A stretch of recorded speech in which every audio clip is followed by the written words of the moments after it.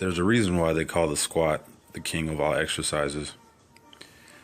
Not only does it challenge your hip and ankle flexibility as well as your strength in your quads, your posterior chain, but it really tests your mind, your willpower, your mental strength. And that's what I found true today, because this was a very tough session for me as far as the front squats go.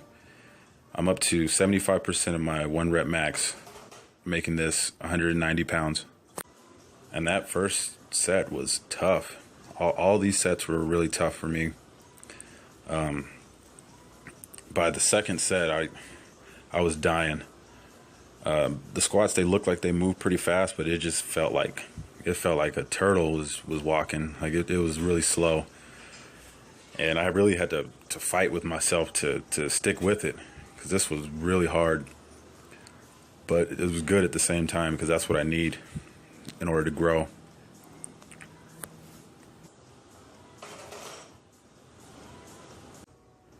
I kept telling myself that this shit is supposed to be hard. It's a squat, a front squat at that. It's not supposed to be easy. It's supposed to be hard. You're supposed to be dying, hating life, all that good stuff. So I kept that in mind, and it kind of kept my spirits up a little bit and helped me through the lift. And as far as everything else goes, everything else went pretty well today. I took a little bit of extra time warming up. I think that's been my downfall too, as far as the strength gains, is the warm-ups. Like I said, I usually warm up for about 20 minutes before I even exercise. But today I took about 25-30 minutes warming up, working on mobility stuff, lots of mobility stretching, as well as I did 3 sets of overhead squats to start off with just the bar, 3 sets of 5. And I paused them just so I can make sure I stretch out my hips a lot.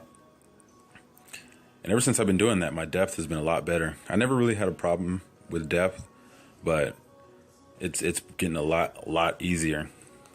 That's what I really wanted to talk about too, was the fact that my mobility has been getting better since I started this new routine of mine, the 5x5 mixed with the Smolov Jr. It's forced me to work on my mobility for my lower body 3 times a week instead of the 2 that I was. And that has really been paying off. I'm able to do the beginning of my mobility routine a lot better. And because before it was really tough even to start off with mobility. Like I would be so stiff, and it took me a long time, but now it's warming up a little bit easier. So that's always a good thing. And this set right here, this is the last set, and this was really real. The last 2 reps, it felt like I was squatting forever, like on the way up. But on the video, it doesn't look too bad, but it was a killer, man. I could have just left the gym right after that. That's actually how I felt. I knew I had to get that benching done, which is another thing that's really good about this routine. It's very simple. It's simple and effective so far. All I'm doing is squatting or deadlifting and then bench press. No extra wild ass accessories.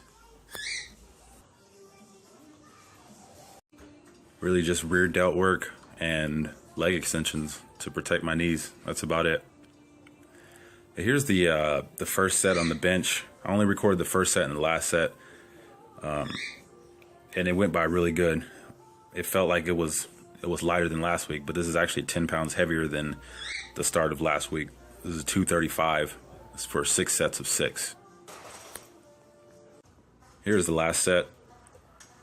And at this point, I was pretty wiped out from all the squatting and stuff. So after this, I just did 2 sets of rear delt flies and then 2 sets of leg extensions. And then that was it for me. No cardio today. I did go to IHOP and killed a big steak omelet and some pancakes. That's about it, guys. Let me know what you think. Thank you for viewing my videos, and I will see you all in the next video. Later.